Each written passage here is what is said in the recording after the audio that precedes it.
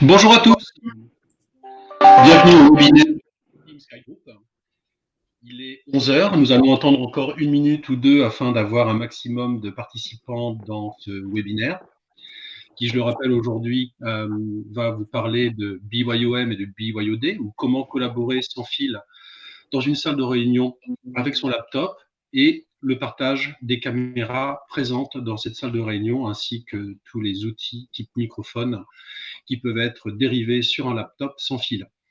Donc, nous pensons à Sky Group que le ScreenBeam est un produit extrêmement stable techniquement, extrêmement fiable, qui a été testé avec un très large nombre de périphériques USB et qui fonctionne très très bien. Donc, je le rappelle, c'est une solution sans dongle, sans logiciel pour la partie partage de documents vers l'écran, avec un petit utilitaire téléchargé pour la webcam. C'est un produit qui est vraiment super, qui commence à gagner vraiment beaucoup de parts de marché sur le marché français et worldwide aussi. Donc, c'est vraiment une très belle alternative à d'autres solutions qui existent sur le marché, sans les nommer, avec des dongles notamment. Donc, nous sommes à 17 participants. Nous avons aujourd'hui parmi nous moi-même, Nicolas Jouan, responsable de la société Sky Group, Luc Barré, qui est notre expert avant-vente et solutions basé à Marseille, dans le sud, ou pas loin en tout cas, à Martigues, c'est ça? Tout à fait. Voilà, nous avons David Cherby de ScreenBeam, qui s'occupe de l'Europe, et Samy, qui est responsable ScreenBeam pour la France. Ça va, j'ai écorché aucun prénom, aucun nom, aucun rôle, tout va bien. Tout le monde est bien, on est bien là, c'est parfait. On va pouvoir commencer alors dans quelques instants. Nous sommes à 18 participants. Donc bonjour à tous. Christelle, Flora, Alain Gilles, Sarah, Eric, Cassandra, Cyril, Kevin, Cyrielle, Thierry, Gwendoline, salut Gwendoline, Arnaud, Lise, et on attend encore quelques-uns d'autres et on va pouvoir démarrer. Voilà. Donc j'espère que tout le monde va bien, hein, en ce mercredi ou jeudi, je crois aujourd'hui. Ouais. Et donc voilà, nous allons pouvoir démarrer. Donc je vais laisser la parole pour la présentation à David et à Samy, qui vont vous présenter la solution ScreenBeam et vont vous présenter les différents arguments et points uniques du produit afin qu'il soit bien positionné sur le marché. Donc je laisse la parole tout de suite à David qui va vous parler de ScreenBeam d'un point de vue entreprise, son histoire, etc., etc. Donc je te laisse la main, David, et à tout à l'heure. Merci Nicolas. Bonjour à tous. Voilà, ouais. Bonjour à tous et bienvenue. Donc, je vais vous présenter un petit peu d'où vient ScreenBeam et qui nous sommes. Donc, en fait, ScreenBeam, c'est une société basée aux États-Unis. Le siège social se trouve en Californie, dans la Silicon Valley, à San José pour être exact. Et comment l'histoire de la société a démarré, c'est qu'en fait, la maison mère fabriquait des produits en marque blanche pour les fournisseurs d'accès Internet en Amérique du Nord. Et du coup, de fil en aiguille, en discutant avec Intel, à l'époque, c'était la stratégie d'Intel de tout passer en sans fil, y compris l'affichage sans fil. On a été le partenaire de choix pour eux pour valider leur plateforme. Et depuis ça, on a donc équipé un certain nombre de salles en produits Miracast. Au début, c'était dédié plutôt au grand public et ensuite aux professionnels. Et on a continué notre développement ensuite avec Microsoft, ce qui fait que maintenant, grâce à ce partenariat de co-ingénierie avec Microsoft, on maîtrise la technologie Miracast mieux que personne et surtout, on maîtrise aussi le retour tactile sans fil, etc. C'est des choses dont on va parler par la suite et vous verrez, c'est plutôt très qualitatif. Voilà. Au niveau des verticales sur lesquelles on travaille évidemment dans le monde de l'entreprise, dans l'éducation supérieure, aussi dans l'éducation, on va dire, primaire et même avant dans certains pays. Voilà, la force en Europe, c'est surtout sur le monde de l'entreprise. On a aussi beaucoup d'universités dans certains pays, mais malheureusement, c'est pas la France qui lead ce domaine de l'éducation. Mais donc, on s'est vraiment travaillé sur des déploiements avec de contraintes techniques et des contraintes voilà, aussi de sécurité, ça, on sait très bien faire et on sait écouter nos clients et leur donner une solution qui fonctionne bien. Avant de laisser Samy vous présenter notre produit phare en détail, je voudrais juste préciser voilà, l'approche qui est différente chez ScreenBeam, c'est que facilité d'usage, on a vraiment misé sur l'expérience utilisateur. On va le voir à travers toutes les fonctionnalités. Donc, il n'y a pas de surcouche logicielle, il n'y a pas d'applicatif, il n'y a évidemment pas de fil. C'est aussi très facile à intégrer sur les réseaux existants et sur les environnements d'entreprise, comme on le disait juste avant. Le retour tactile qui fonctionne vraiment, vraiment bien. Et surtout, voilà, une performance du produit pour diffuser tout type de contenu, y compris de la vidéo en haute résolution. Et ça fonctionne voilà, sans regretter son bon vieux câble HDMI. Voilà. Samy, je te laisse la main. Très bien, merci David. Bonjour à tous. Je tiens quand même à remercier aussi Skygroup et Nicolas et Luc pour votre accueil et pour ce webinaire. Merci à tous d'être présents, à toutes et à tous. Donc, voici le produit. Donc, le ScreenBeam 1100+, c'est le produit sur lequel on va s'attarder aujourd'hui. Donc, voilà, c'est un boîtier d'environ de cette taille-là.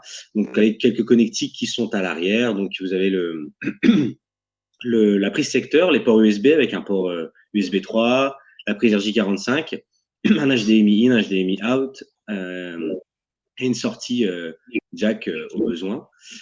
Tout est inclus dans la boîte. Vous avez un manuel livré avec d'installation rapide. Et vous avez également un petit support VESA aimanté, en fait, qui permet de ne pas avoir besoin de le fixer.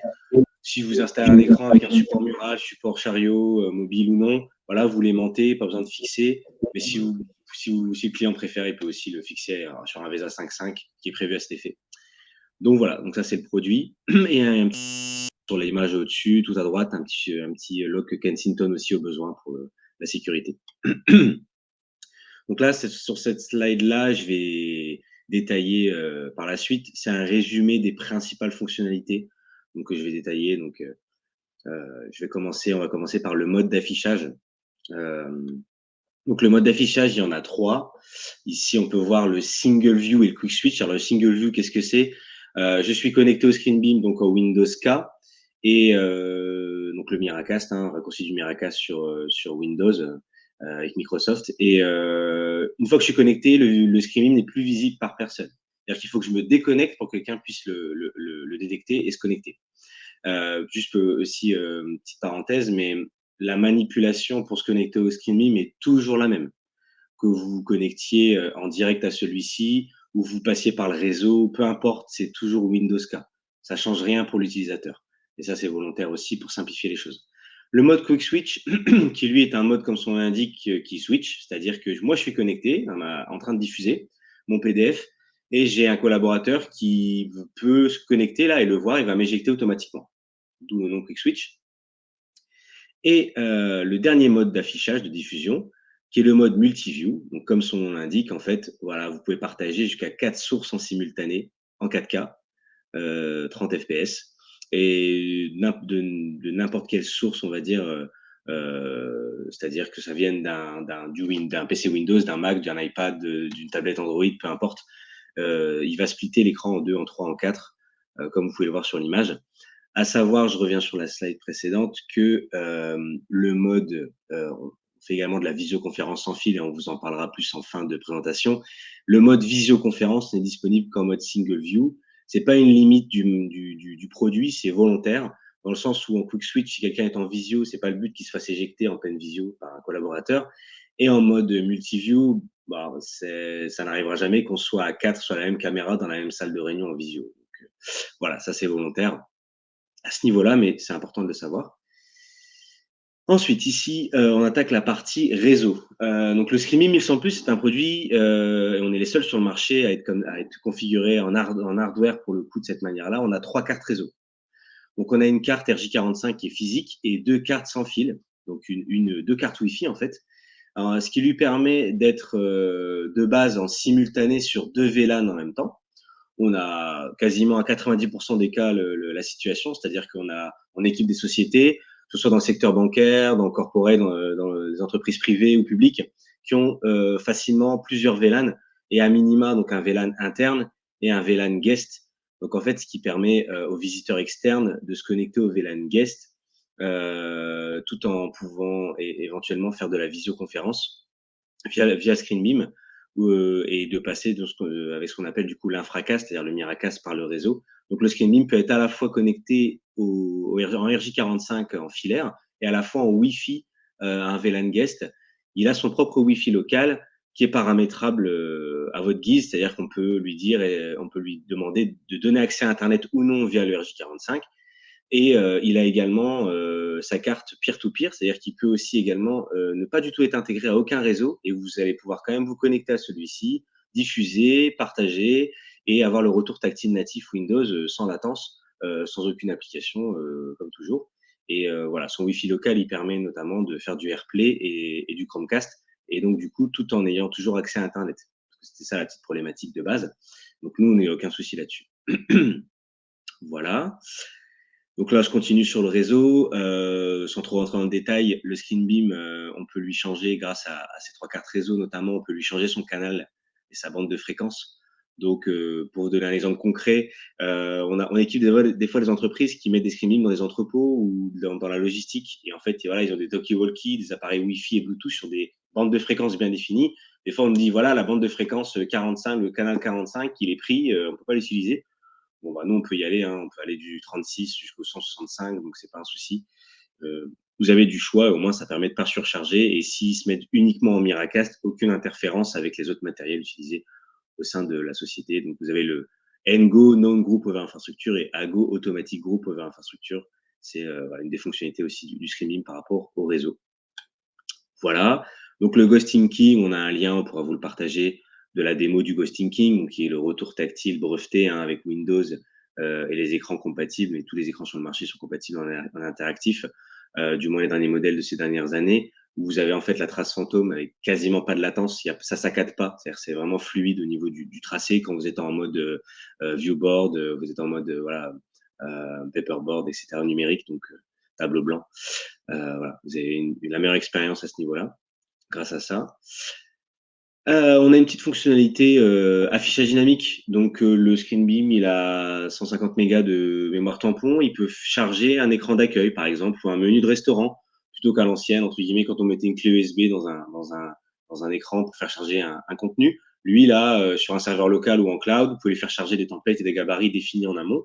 Et il va charger ça sur l'écran d'accueil, la page d'accueil du ScreenBeam, soit sur toute la partie de l'écran ou qu'une partie avec des images et des fonds d'écran qui tournent en boucle. Par exemple, pour présenter une société ou un écran d'accueil ou même dans une salle de visio qui accueille des visiteurs externes. Bon, voilà. C'est une petite fonctionnalité, c'est inclus, c'est gratuit. Ça peut toujours servir. C'est basique, c'est affichage dynamique basique, mais ça peut servir. Voilà, donc ça, c'est un aperçu du CMS, donc le CMS Central Management System, qui est une licence inclus. Il n'y a pas d'abonnement.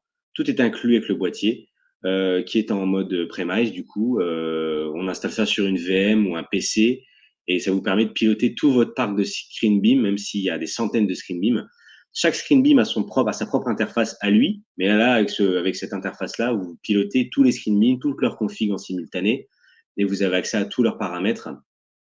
Et vous pouvez déployer des choses, les faire rebooter à 3 heures du matin, les mettre à jour, vérifier s'il y a des incidents dans chaque salle, s'il y a un incident dans une salle, voir dans quel état ils sont, etc., etc. Vous pouvez vraiment les administrer de manière simple, toujours, et avoir accès à beaucoup de fonctionnalités également d'un seul coup pour tous vos ScreenBeam, tout votre parc. Voilà, donc ça ressemble un peu à ça. Vous avez les adresses IP et vous avez pas mal d'options. Vous pouvez faire des profils d'administrateurs pour les administrer, etc., etc. Voilà. Est-ce qu'il y aurait des questions avant qu'on passe à la deuxième partie?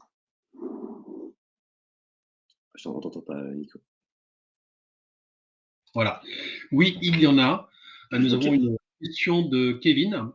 Est-ce qu'une interconnexion avec des solutions d'affichage dynamique du marché existe? Oui. Alors, on fonctionne par exemple très bien avec AppSpace. Alors, c'est plus aux États-Unis que ça a été développé, enfin, le partenariat, on va dire. Mais ça, on fonctionne avec AppSpace. Et après, en fait, avec toute solution d'affichage dynamique, qu'elle soit propriétaire ou externe, j'ai propriétaire, par exemple, je pense à Magic Info de chez Samsung, mais ou externe, qui a un mode HTML5, ça fonctionne en fait.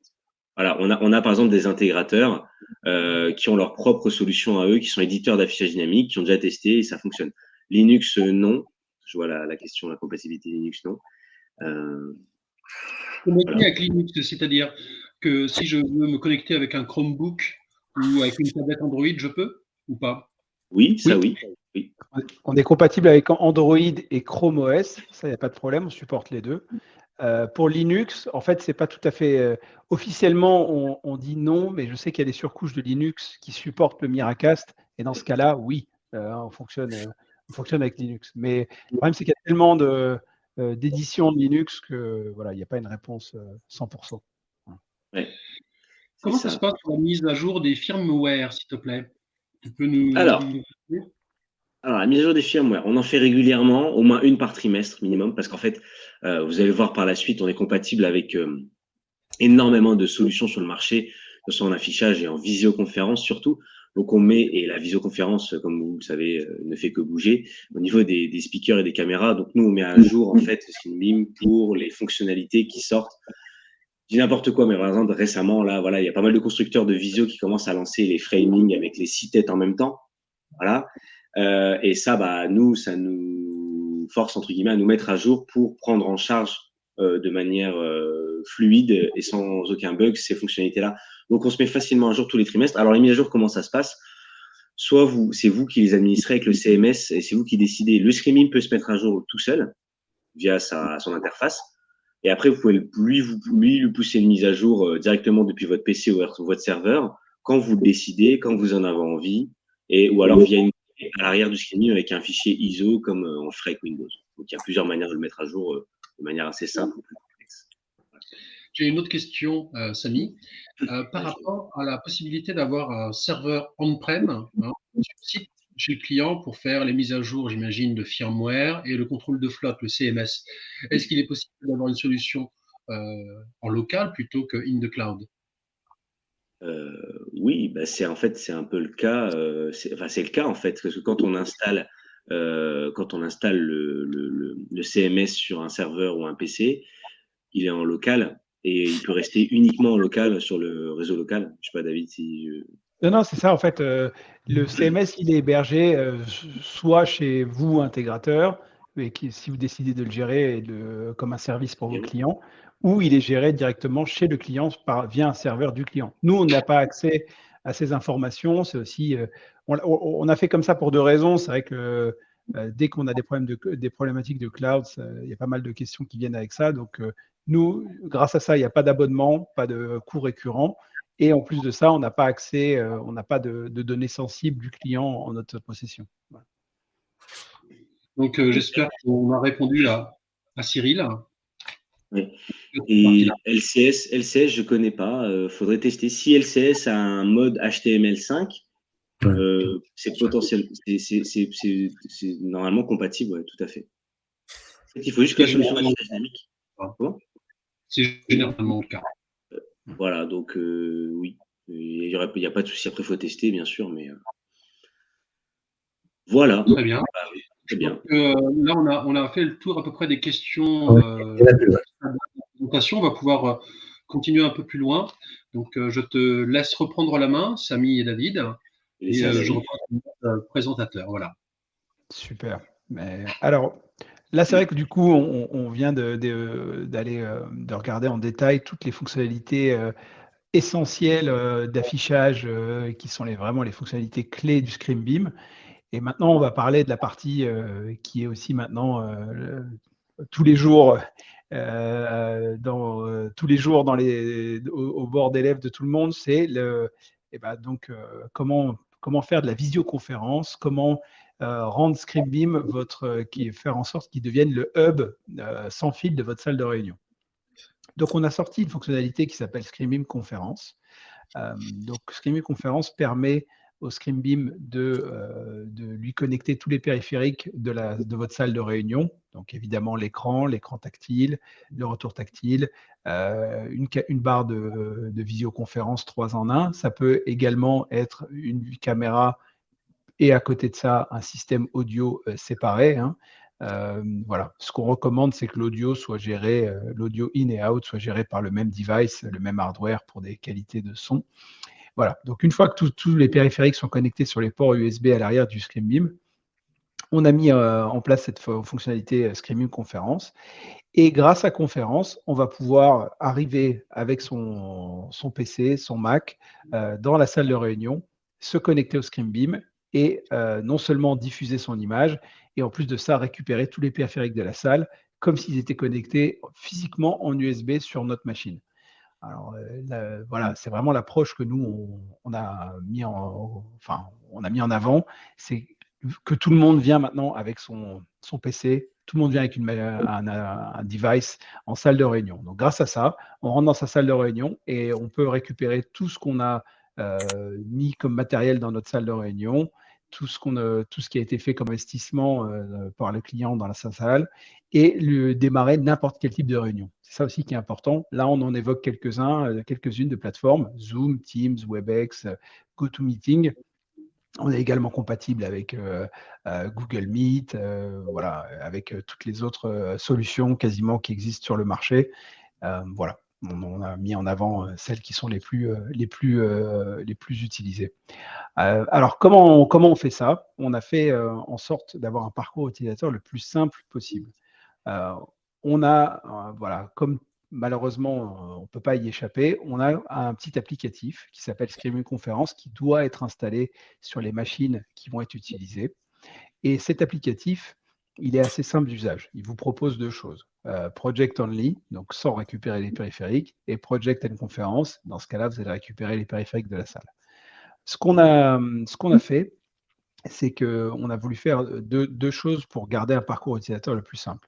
Soit on est dans une organisation où les gens sont assez à l'aise à avoir un nouvel applicatif à utiliser, et dans ce cas-là, voilà, ils l'utilisent pour se connecter au ScreenBeam. Soit ce qu'on a pu faire, c'est faire en sorte que l'applicatif soit complètement caché. Donc il va être seulement dans la barre des tâches, comme un petit icône, il y aura un petit icône SB. Il va démarrer en même temps que le PC.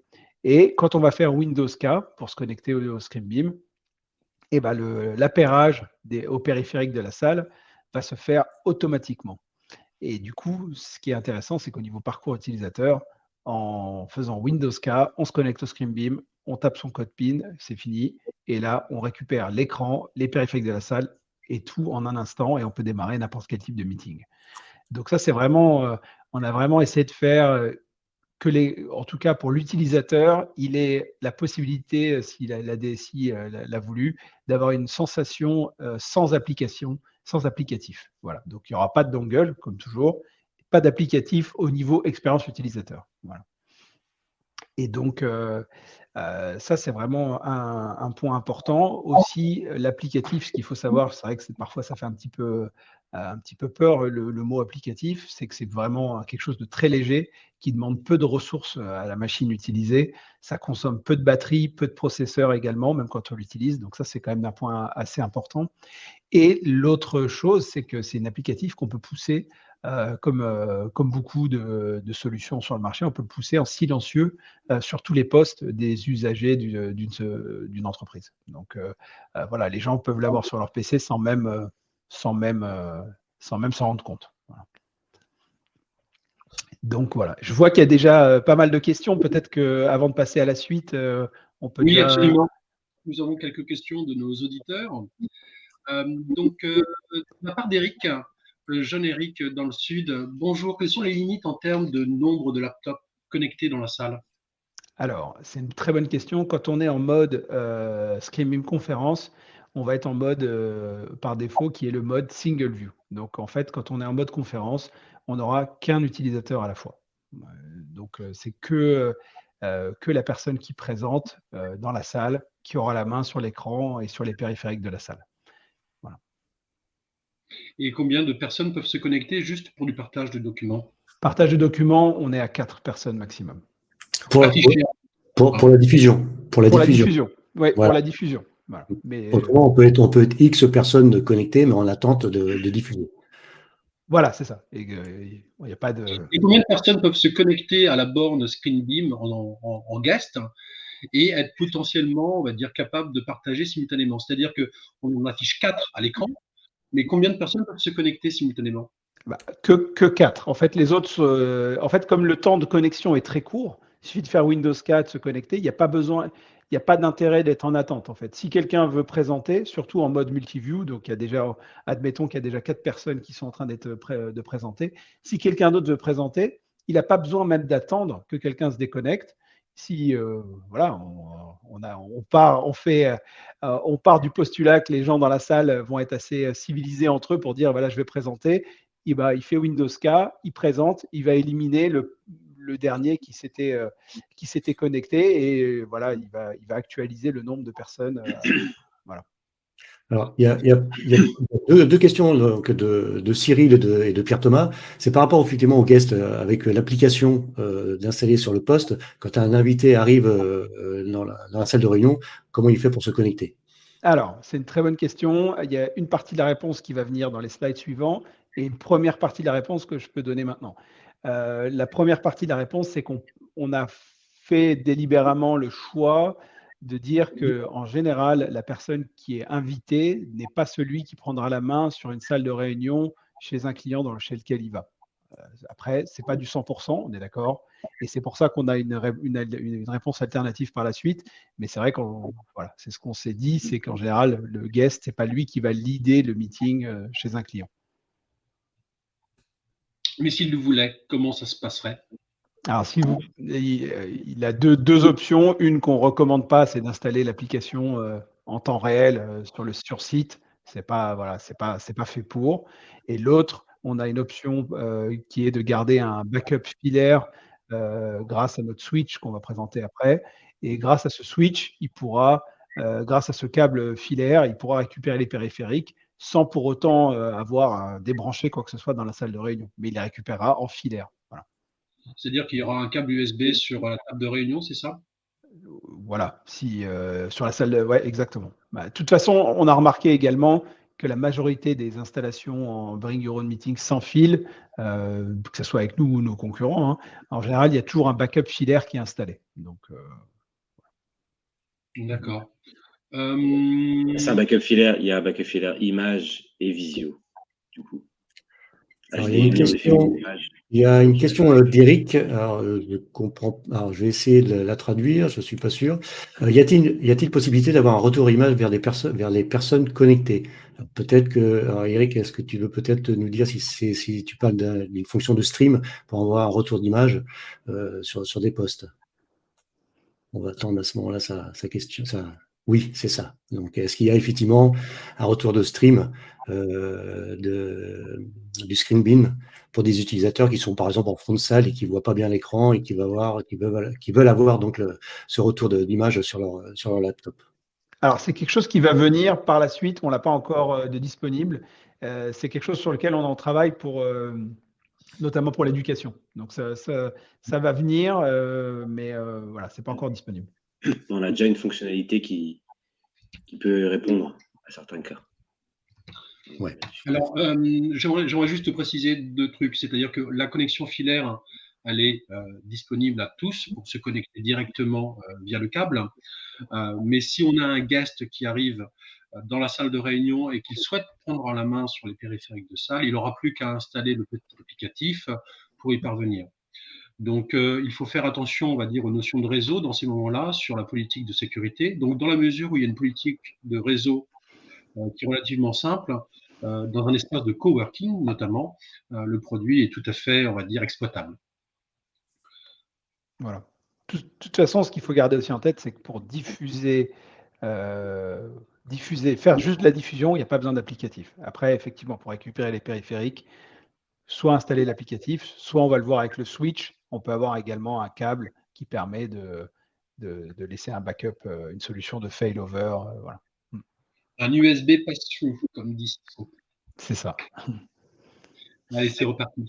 Super. Donc, voilà. Dernier point clé quand même sur cette fonction visio et meeting room experience, on va dire, c'est la compatibilité avec les périphériques USB qui sont sur le marché. Donc là-dessus, on a fait un gros travail avec un certain nombre de partenaires. Ici, on en présente quelques-uns. À l'ISE, on a même fait un partenariat plus poussé avec certaines de ces marques qu'on voit ici. On a fait même récemment, vous pourrez aller voir sur notre chaîne YouTube, du contenu avec ces marques pour expliquer justement qu'on a travaillé sur la compatibilité ensemble.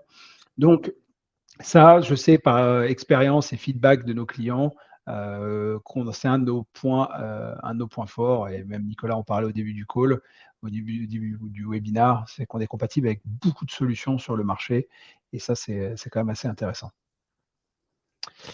Le prochain sujet, justement, on a fait un peu de teasing avant avec ça, c'est pour parler de notre switch USB. Alors, comment on est arrivé à cette problématique de switch USB? En fait, ce qui se passe, c'est que je pense que vous le savez encore mieux que nous, c'est qu'il y a beaucoup de clients qui souhaitent avoir une Teams Room ou une Zoom Room et en même temps pouvoir avoir une approche flexible avec du Bring Your Own Meeting, du BYOD. Donc, comment on répond à cette problématique? On a sorti un petit boîtier qui s'appelle l'USB Pro Switch qui va vous aider à l'intégration et de pouvoir partager automatiquement les périphériques audio-vidéo de la salle entre le ScreenBeam et la Teams Room, complètement sans fil, sans intervention de l'utilisateur, en fonction de ce qu'il utilise dans la salle. Le ScreenBeam prend la main sur les périphériques ou la Teams Room prend la main sur les périphériques. Donc, ça donne une fluidité qui est assez géniale. Ce qui est intéressant de le savoir en plus, c'est qu'on fonctionne aussi bien avec des Teams Room Windows et maintenant on a vraiment peaufiné ça pour que ça fonctionne aussi très bien avec des Teams Room Android.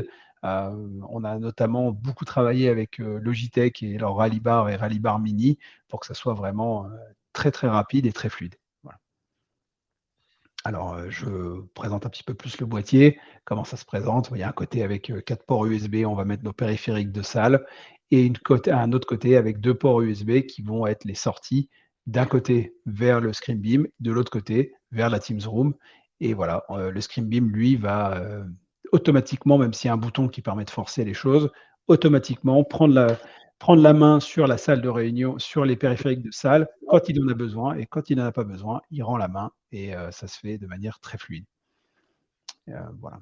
Donc, c'est un switch automatique, quelque chose qui connecte sur le port 2 mètres. Automatiquement, les périphériques seront dérivés sur le deuxième PC mètre.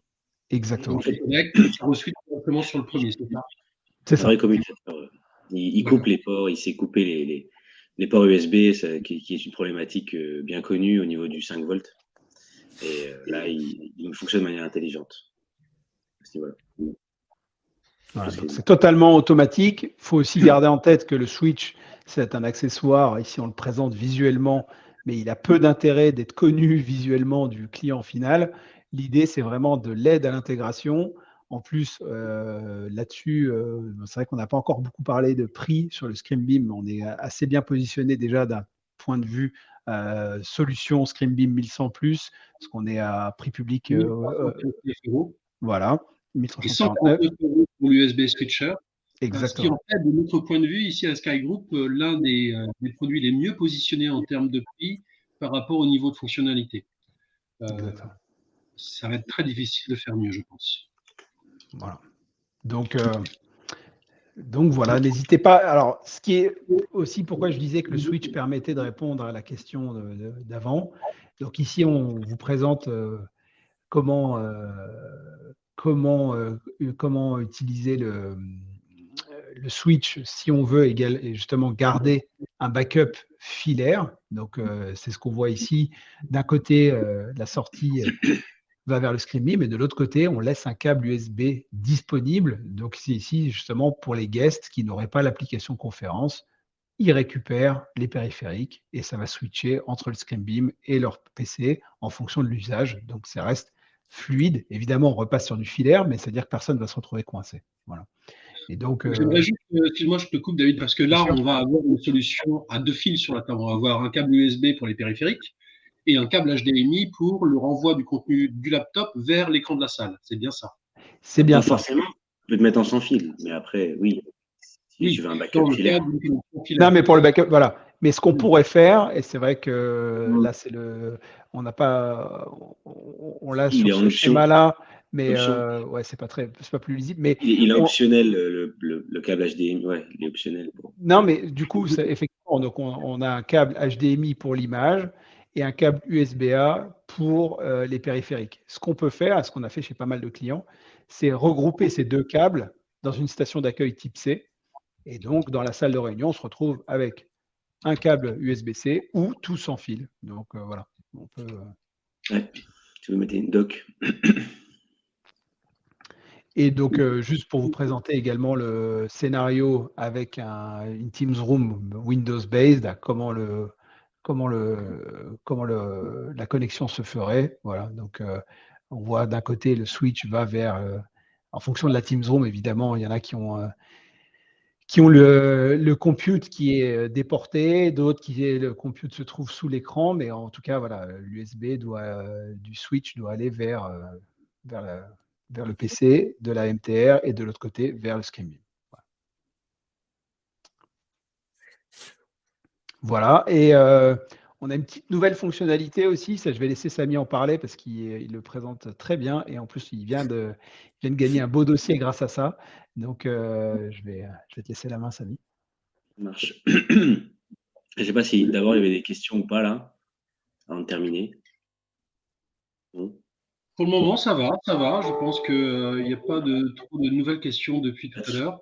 J'aimerais préciser, bien sûr, que cette présentation sera disponible et sera envoyée, la partie PowerPoint, à tous les participants à l'issue de cette intervention, mais aussi le replay sera disponible sur notre chaîne YouTube Sky Group 220 pour les aficionados et le fan club Sky Group. Donc, n'hésitez pas à nous rejoindre nombreux sur YouTube, vous y verrez toutes nos vidéos. Je te laisse reprendre la main, Samy. Ça marche, merci Nicolas. Donc, tout à l'heure, quelqu'un a demandé s'il y avait une fonctionnalité de stream. On va dire que là, c'est la fonctionnalité qui s'y rapproche le plus pour l'instant, donc ce qu'on appelle chez nous le multi-beam. Donc, le multi-beam, qu'est-ce que c'est? On a pris ici l'exemple d'un auditorium avec des salles, des salles de travaux, des travaux dirigés, et, des groupes de travaux du coup. Typiquement, voilà, vous avez une dizaine de ScreenBeam sur un site avec connecté en Wi-Fi ou en filaire, peu importe, sur le même réseau local. Un responsable vient faire une présentation ou une visioconférence dans une salle. Et ben, on peut mettre un ScreenBeam en maître et jusqu'à 7 du coup en esclave, en Full HD, et 3 en 4K. Donc, c'est-à-dire qu'il y en a 4 qui sont connectés ensemble en 4K et 8 en Full HD. Et en fait, ça renvoie la même image sur les autres ScreenBeam qui sont esclaves du coup. Voilà, c'est 2 clics à faire dans l'interface du ScreenBeam. Ça se configure de manière très très simple. C'est vrai que récemment j'ai fait un petit POC tout seul avec un client et ça a très bien marché. On équipe un grand groupe avec ça qui sont très intéressés et ce client-là, pour le coup, ils avaient une salle modulaire. Beaucoup de clients ont des salles qui peuvent couper en deux avec différents écrans dans leur salle. Donc en fait, eux, ce qu'ils vont faire, c'est que quand ils ouvrent la salle et que ça devient une grande salle de réunion, ils ont les 2 ScreenBeam et comme ça, tout le monde peut suivre en effet du bout à bout de la salle sur les différents écrans installés sur la salle, la même présentation envoyée sur un seul écran ou la même visio. Voilà, avec le son dans la salle, tout simplement. Donc voilà, ça c'est une nouvelle fonctionnalité qui vient de sortir, qui est au début, on est aux prémices, mais qui fonctionne déjà très bien. Et flux vidéo sans problème également. Et voilà qu'on va amener qui va à se développer. Il faut par contre reconfigurer. Alors pas le reconfigurer, mais juste le configurer. Franchement, ça prend 3 minutes. C'est très simple. Je pourrais vous le montrer. Ça, c'est pas très compliqué. Par un automate, je pense pas. C'est-à-dire quoi la fonctionnalité? Qu'est-ce que par un automate? C'est-à-dire sur un module Crestron, une petite tablette interactive dans la salle de réunion. Est-ce qu'on va pouvoir piloter, sélectionner l'entrée, sélectionner l'affichage du ScreenBeam depuis, je ne sais pas, une tablette Crestron, mettons. Est-ce qu'il existe des API de programmation? Alors pas encore. Oui. Et on a une API en SNMP et on a déjà des intégrateurs qui ont mis des matrices d'automation. En effet, je pense à du Lightware, du Crestron. En effet, oui, ça peut fonctionner. Maintenant, c'est pas encore très développé chez nous, mais dans certains cas, oui, ça peut fonctionner. Tout à fait. Moi, je pense qu'effectivement, les intégrateurs et les utilisateurs, ce qu'ils voudraient, c'est lorsque la salle est plénière, donc avec un Crestron ou un Extron, on ouvre la salle plénière, que tout soit automatisé et que les screen beans, à ce moment-là, puissent activer cette fonction. Alors, faut pas hésiter justement s'il y a des projets de ce type, parce qu'on est assez réactif. Pour le moment, c'est pas publiquement disponible sur le ScreenBeam, mais on peut vous donner accès à ces fonctionnalités et à notre équipe d'ingénierie pour en discuter. Et donc, voilà. On est très souple là-dessus. On a déjà beaucoup de setup et de config. On est compatible avec du Dante, voilà, des matrices, des tables de mixage qui rentrent en USB, qui vont gérer de la dalle plafond avec du système microphone. Ça fonctionne très bien. Voilà. On est compatible avec tout ce genre de matériel, et ça depuis plus d'1 an maintenant. Suite aux mises à jour, hein, d'ailleurs, et au cas qu'on avait, les remontées grâce à vous, en grande partie, les intégrateurs, qui ne vous contentez pas de, entre guillemets, vulgairement, d'installer un moniteur et un screen beam sur un chariot roulette. Non, on va plus loin que ça quand même, en termes d'intégration. Donc, il n'y a pas de souci. Oui, c'est possible. Moi, j'ai des intégrateurs qui m'ont fait des synoptiques assez complexes et poussés avec l'automation et du screen beam, et ça fonctionne très bien. Je vous dis, il y a du Lightware qui marche très bien, il y a du Kramer, d'Extron, on a déjà des setups. Après, voilà, comme dit David, c'est pas publiquement, c'est pas forcément quelque chose qu'on met en avant, parce que c'est, entre guillemets, c'est tellement large que des fois ça peut très bien fonctionner, comme des fois un peu moins. Tout dépend aussi du matériel. Donc, mais globalement, oui, ça peut très bien marcher, en effet. Oui, oui, à tester du coup, Kevin, à tester. On n'a pas encore eu le cas parce que c'est une fonctionnalité qui est sortie en septembre dernier. Donc on est au début, on n'a pas encore du use case, on n'a pas encore beaucoup de use case. On va en commencer à en avoir tout doucement. Donc voilà, après il faut tester en lab, en showroom. Moi, j'ai une question. Quelle est la garantie du produit aujourd'hui? Actuellement de 3 ans. D'accord. Voilà. Et donc, comment ça se passe si un produit tombe en panne, le client Échange a-t-il un... simple swap.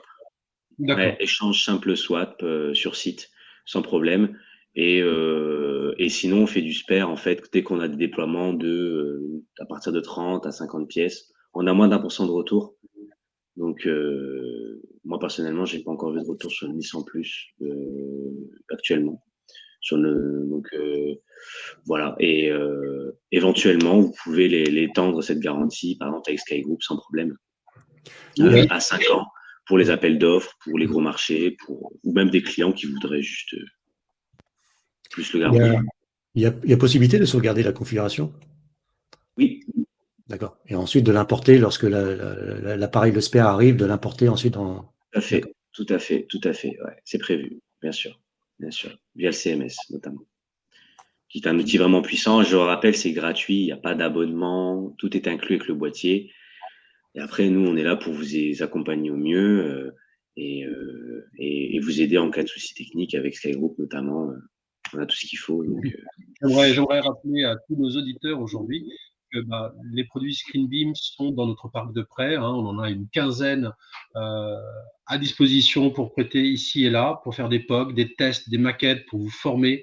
N'hésitez pas à nous solliciter. Hein. À Sky Group, on a bien compris qu'il fallait prêter les produits pour qu'ils soient approuvés et certifiés par vos organisations. Donc, n'hésitez pas à nous solliciter pour un prêt. On vous l'enverra dans 24 heures. Nous nous tenons, nous, à Sky Group, Luc et moi-même, ainsi que Samy, à vous aider sur n'importe quel, on va dire, débat technique avant-vente ou même après-vente. Le produit est assez simple à configurer et nous le maîtrisons complètement. Donc, on est là aussi pour vous aider lors de cette phase de test afin de bien le configurer et en tirer le meilleur parti. Et nous pensons vraiment que ScreenBeam a vraiment un bel avenir sur ce marché du BYOD, BYOM, Bring Your Own Meeting et Bring Your Own Device, essentiellement parce qu'il est vraiment conçu pour les entreprises. Avec ces 3 pattes réseau, on peut faire n'importe quel scénario d'intégration réseau chez les clients. On peut s'intégrer dans toutes les configurations sécurité aussi. Et ce que j'aime beaucoup par rapport à d'autres produits qui, eux, n'ont que 2 pattes réseau, c'est que lorsque l'on est un guest, c'est-à-dire que lorsque l'on vient dans l'entreprise et que l'on n'est pas sur le SSO ou qu'on n'a pas de login d'entreprise, comme un fournisseur, un client ou un prestataire, on peut très bien se loguer sur le ScreenBeam sans avoir, on va dire, des manips à faire au niveau de l'IT ou d'installer un certain nombre de solutions sur le PC par rapport à la config réseau ou à l'intégration réseau. Donc, ça fait de ce produit vraiment un produit très facilement intégrable d'un point de vue réseau dans les grandes entreprises, ce qui n'est pas le cas nécessairement de certains concurrents. Voilà. Est-ce qu'il y a d'autres questions? Parce qu'on arrive un petit peu au terme de ce webinaire hein, qui est prévu pour 45 minutes et 15 minutes de FAQ. Merci beaucoup. Complet. On a parlé de l'automate et de la fonction d'activer et désactivement dynamiquement via un automate. La réponse est oui, mais à valider au cas par cas. Donc, s'il n'y a pas plus de questions, ben, je vous remercie tous d'avoir participé à ce webinaire. Merci Luc, merci David, merci Samy. Merci à tous. À disposition de tous à l'issue de celle-ci. Sur, bien sûr, Livestorm et par email, vous allez avoir voilà, un replay et un lien. Et nous mettrons cette vidéo, bien sûr, sur notre chaîne YouTube plus tard cet après-midi. Donc, à toutes et à tous, merci d'avoir participé à ce webinaire ce matin. Et je vous dis peut-être au mois prochain pour un nouveau webinaire. Merci à tous et bonne journée. Merci à tous. Au revoir. Merci. Au revoir, bonne journée. Au revoir.